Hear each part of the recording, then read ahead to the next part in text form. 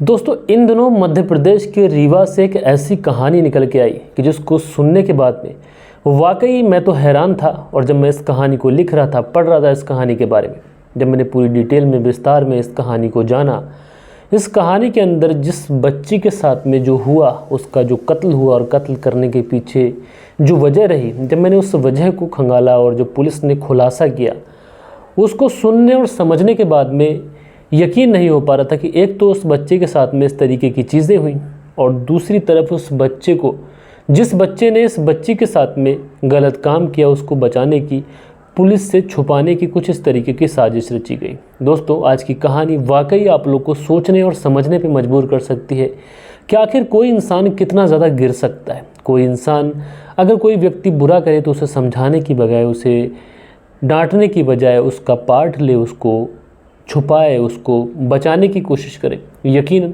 ये सारी चीज़ें आज की इस कहानी में आप लोग सुनेंगे और जिसको सुनने के बाद में आप लोग वाकई परेशान हो सकते हैं। तो दोस्तों, पूरी कहानी सिलसिलेवार तरीके से मैं आप लोग को सुनाऊंगा, बस आप लोग इस वीडियो में अंत तक बने रहिएगा। दोस्तों, रात के 10 बज चुके हैं। मैं हूं आप सभी का अपना शावेज़ मलिक और हाजिर हूं आप लोग के सामने फिर से एक क्राइम की कहानी को लेके, एक क्राइम की घटना को लेके। और दोस्तों, आज की घटना हम लोग शुरू करें तो इस घटना में जितने भी नाम हैं वो सारे के सारे हाइड रखे जाएंगे, छुपाए जाएंगे, क्योंकि इसमें जो किरदार है वो नाबालिग किरदार है। तो मध्य प्रदेश और यहीं पर एक ज़िला लगता है, रीवा ज़िला। और दोस्तों, रीवा ज़िले से जो गांव है उसका नाम मैं नहीं बताऊंगा, क्योंकि आज की जो घटना है ये इतनी ज़्यादा संवेदनशील है कि उस घर का पता छुपाना बहुत ज़्यादा ज़रूरी है। मध्य प्रदेश के रीवा में एक जगह पड़ती है, वहीं से 24 अप्रैल वाले दिन पुलिस को फ़ोन पहुंचता है। और पुलिस को फ़ोन जो पहुंचता है उसमें बताया जाता है कि एक लड़की है जिसकी उम्र 9 साल के आसपास है। 9 साल के आसपास उसकी उम्र है, लेकिन रात में किसी ने इसकी हत्या कर दी है और इसका जो शव है ये घर के ही आंगन में पड़ा हुआ है। साहब, आप जल्दी से आ जाइए। दोस्तों, जब पुलिस इस तरीके की बातें सुनती है, 9 साल की बच्ची की हत्या, अब जब ये सारी चीज़ें पुलिस को पता चलती हैं तो पुलिस मौके पर पहुंच जाती है। मौके पर पहुंचती है तो उस घर के अंदर जितनी भी भीड़ थी, उस भीड़ को पुलिस बचाते हुए आगे बढ़ती है। हालांकि पुलिस को देखने के बाद में कुछ भीड़ छटना भी शुरू हो जाती है। पुलिस जब आगे पहुंचती है, वहां से लोगों को हटाती है, बचाती है और जो 9 साल की बच्ची का शव पड़ा हुआ था उसे बहुत ही बारीकी से देखती है कि आखिर इसकी हत्या कैसे हुई, किसने की। तो घर परिवार के जो लोग होते हैं ये बताते हैं कि साहब, शाम का खाना खाकर हम लोग सोए थे और ये जो बिटिया है यहीं पर सोई थी। इसके साथ में हमारा एक 13 साल का बेटा भी सोया था। ये 9 साल की बच्ची और उसका 13 साल का भाई यहीं पर सो रहे थे बाहर एक ही खटिया पे। लेकिन रात में किसी जहरीले कीड़े ने इस लड़की को काट लिया, जिसकी वजह से इसकी मौत हो गई। अब दोस्तों, जब इस तरीके की बातें पुलिस वाले सुनते हैं तो पुलिस वाले इन परिवार वालों के बयान दर्ज कराते हैं। बयान दर्ज कराने के बाद में सीधा इस डेड बॉडी को अपनी कस्टडी में लेते हैं और डेड बॉडी को कस्टडी में लेने के बाद में इसे पोस्टमार्टम के लिए भेज देते हैं। अब दोस्तों, पुलिस डेड बॉडी को पोस्टमार्टम के लिए भेज चुकी थी और घर वालों के बयान लिखवाए जा चुके थे। जो भी मोहल्ले पड़ोस के कुछ लोग आए थे उनके भी बयान लिखवाए जा चुके थे। और पुलिस इन सारे ही लोगों के बयान लिखवाने के बाद में अब इंतज़ार कर रही थी तो सिर्फ एक ही चीज़ का कि पोस्टमार्टम की रिपोर्ट आ जाए और उस रिपोर्ट में ये पता चल जाए कि इस लड़की की जो जान गई है उसके पीछे एक्चुअल में रीज़न क्या है। अब दोस्तों, पोस्टमार्टम की जो रिपोर्ट होती है वो रिपोर्ट भी आ जाती है, लेकिन उस रिपोर्ट में जिन चीज़ों का खुलासा होता है, यकीनन दोस्तों आप लोग सुनेंगे तो आप लोग के पांव तले से ज़मीन खिसक सकती है। दरअसल ये 9 साल की जो बच्ची है, पहले इसके साथ में दुष्कर्म किया गया, इसके साथ में रेप किया गया और उसके बाद में इसके गले को दबाया गया है और गले को दबाने की वजह से इसकी मौत हुई है। जब इस तरीके की चीज़ें पोस्टमार्टम की रिपोर्ट में आती हैं और पुलिस वाले जब ये रिपोर्ट देखते हैं तो उनके तो पांव तले से ज़मीन खिसक जाती है। जब वो घर वालों को बताते हैं तो घर वालों की सिट्टी बिट्टी गोल हो जाती है कि आखिर 9 साल की बच्ची के साथ में घर में घुसकर किसने दुष्कर्म कर दिया। अब दोस्तों, पुलिस वाले घर वालों से पूछते हैं कि आखिर इस लड़की के साथ में ऐसा किसने किया। घर परिवार वाले बताते हैं कि साहब, हम तो सोए थे, हमें नहीं पता घर के अंदर कौन आया, कौन बच्चे के साथ में दुष्कर्म करके गया और कौन उसकी हत्या कर गया। अब पुलिस जब इस तरीके की बातें सुनती है तो पुलिस सबसे पहले इस घर की जितने भी एंट्री और एग्ज़िट जो गेट होते हैं उन्हें बहुत बारीकी से चेक करती है। लेकिन वहाँ पर जितने भी एंट्री और एग्ज़िट गेट थे, कहीं से भी फोर्सफुली एंट्री पुलिस को दिखाई नहीं पड़ती है। जो भी गेट थे वो सुबह के समय बंद थे। अब रात में जब गेट खुला, कोई आया और बाहर गया तो गेट खुलना चाहिए, या फिर कोई फोर्सफुली एंट्री रही हो दीवार के सहारे कहीं से भी, तो पुलिस को कुछ तो साक्ष्य मिलना चाहिए। लेकिन दोस्तों पुलिस को इस तरीके के कुछ भी सबूत मिल नहीं पाते, लिहाजा पुलिस अब बार बार इन घर वालों से पूछताछ करती है। घर वाले वही बातें बताते हैं जो पहले बता चुके थे। लिहाजा दोस्तों पुलिस वालों के सामने अब बड़ी मुश्किल थी कि एक 9 साल की बच्ची के साथ में रेप हुआ है, लेकिन रेप करने के पीछे कौन है और क्या वजह है और उसकी हत्या क्यों की, ये सारी चीज़ें पुलिस वालों के लिए अभी पहली बनी हुई थी। लिहाजा दोस्तों पुलिस वाले अब पूरे गांव के अंदर छानबीन शुरू करते हैं और सादा बाने में अपने कुछ मुखबिर एक्टिव करते हैं और गांव के अंदर लगभग 50 अलग अलग लोगों से पूछताछ की जाती है। 50 अलग अलग लोगों से पूछताछ की जाती है, 50 अलग अलग लोगों के बयान लिखवाए जाते हैं। लेकिन दोस्तों जितने भी बयान पुलिस ने लिखवाए थे, इन सारे ही बयानों में एक चीज़ पुलिस को दिखाई पड़ रही थी, किसी ने भी ये नहीं बताया पुलिस को कि इस घर की तरफ से किसी ने किसी को आते देखा या जाते देखा, या फिर हाल फिलहाल में इस घर की किसी से कोई रंजिश रही हो, कोई दुश्मनी रही हो। घर परिवार वालों से ये बात पूछी जाती है, तुम्हारी रंजिश, दुश्मनी, लेन देन, कुछ ऐसा, लेकिन घर वाले भी इनकार करते हैं। अब गांव वालों से जब ये बातें पता की जाती हैं तो गांव वाले भी यही बताते हैं कि साहब इस घर का किसी से कोई झगड़ा नहीं है, कोई लफड़ा नहीं है, ना कोई पैसों का लेन देन है, न हाल फिलहाल में किसी से कोई झगड़ा हुआ है। अब पुलिस वालों को कहीं ना कहीं लौट फेर कर अगर कुछ पूछताछ करनी थी, ताकि गाँव वालों से तो कर चुके थे, तो लौट फेर कर पुलिस फिर से घर वालों की तरफ आती है। अब जब घर वालों से इस बार फिर से पूछताछ की जाती है तो घर वालों के थोड़े से बयान बदले हुए दिखाई पड़ते हैं। घर वालों में था कौन कौन? दरअसल ये जो लड़की जिसकी मौत हो चुकी है, जिसके साथ में दुष्कर्म किया गया है, इसकी उम्र 9 साल थी और उसके बाद में गला दबाकर इसकी हत्या की गई। इसकी 2 बहनें हैं, बड़ी बहनें, एक की उम्र 17 साल है, एक की उम्र 18 साल है, और इसका इससे बड़ा एक भाई है जिसकी उम्र 13 साल है, और वही भाई इसके साथ रात में सोया था। अब दोस्तों इसकी माँ से भी पूछताछ की जाती है तो इसकी माँ भी यही बताती है कि जहरीले कीड़े ने किसी ने काट लिया था, इसी वजह से मौत हुई। पोस्टमार्टम की रिपोर्ट में ये चीज़ें कहाँ से आ गई साहब, हमें नहीं पता। लेकिन जिस तरीके से पुलिस अपने सवाल इनके ऊपर दाग रही थी, उसी तरीके से ये पुलिस के सवालों के सामने कुछ न कुछ बदल रहे थे। जब ये पुलिस के सवालों के सामने लगातार अपने बयान बदलते हैं तो पुलिस को अब इनके ऊपर शक होता है। अब जब पुलिस को इनके ऊपर शक होता है, शक के आधार पर पुलिस इन सारे ही घर वालों को अरेस्ट करती है, पुलिस थाने लेके आ जाती है। और पुलिस थाने लाने के बाद में जब पुलिस वाले इनसे पूछताछ करते हैं तो ये पुलिस वालों के सवालों के इधर उधर की बातें कर जवाब देती हैं।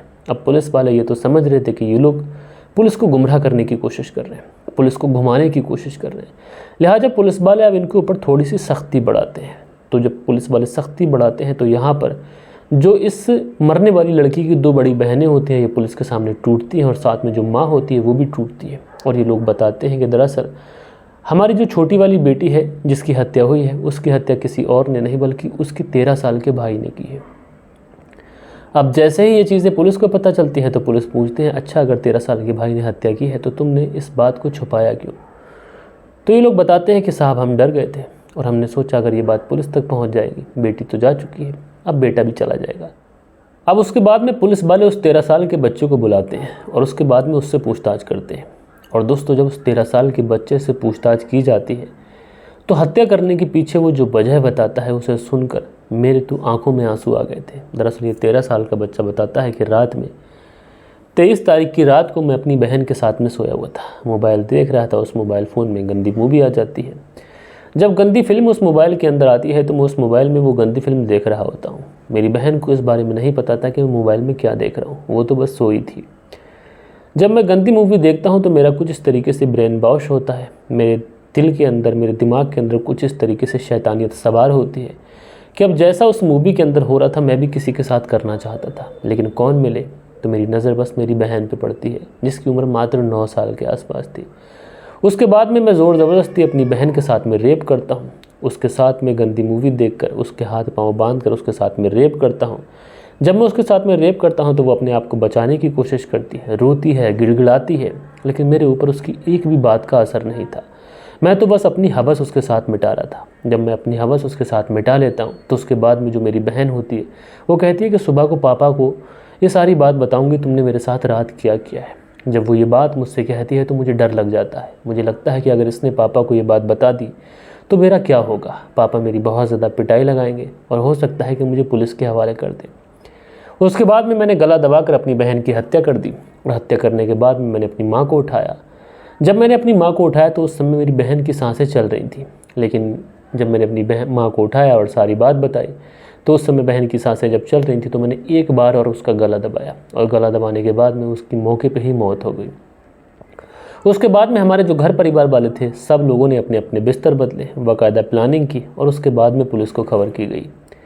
बहरहाल दोस्तों, पुलिस ने जब इस तरीके के केस का खुलासा किया तो पुलिस वाकई हैरान थी, और पुलिस ये सोच रही थी कि एक सगा भाई जिसकी उम्र मात्र अभी ज़्यादा नहीं है, मात्र 13 साल है, और उसने कुछ इस तरीके की दरिंदगी कर दी, वो भी सिर्फ इसलिए कि उसने मोबाइल में कुछ अश्लील देखा था।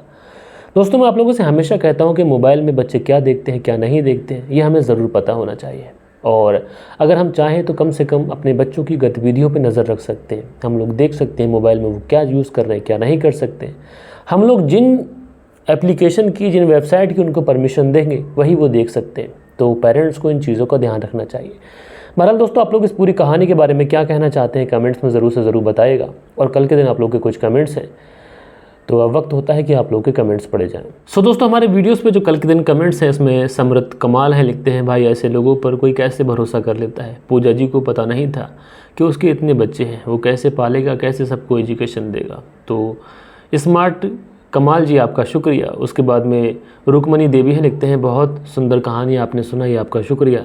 तो रुकमणी देवी जी आपका बहुत बहुत शुक्रिया। सुरेंद्र शर्मा हैं, लिखते हैं नमस्ते मलिक भाई साहब, नाइस स्टोरी। सुरेंद्र कुमार शर्मा विजयनगर राजस्थान से, तो सुरेंद्र कुमार शर्मा जी आपका शुक्रिया। राज हंस हैं, लिखते हैं डोंट वेरी, लगे रहो व्यूज़ बढ़ जाएंगे जल्दी, तो भैया आपका शुक्रिया। मनोज विलोक हैं, लिखते हैं वेरी नाइस स्टोरी, तो भैया शुक्रिया। यूज़र हैं हार्ड बनाते हैं, भैया शुक्रिया। हाई कर लिखते हैं इस्लाम शेख है, लिखते हैं अस्सलाम वालेकुम भाई, तो भैया वालेकुम सलाम, कैसे हैं। हिराना मगर है, लिखते हैं अस्सलाम वालेकुम। पता नहीं लोगों को क्या होता जा रहा है, और क्राइम जो है वो बढ़ता ही जा रहा है, कहानी से सचेत होना चाहिए। तो हिराना मगर जी बहन आपका शुक्रिया। सुनील त्यागी जी हैं, लिखते हैं नमस्कार भाई साहब, रेणु सुनील त्यागी शहनाबुलंद शहर से, तो आप दोनों पति पत्नी का शुक्रिया।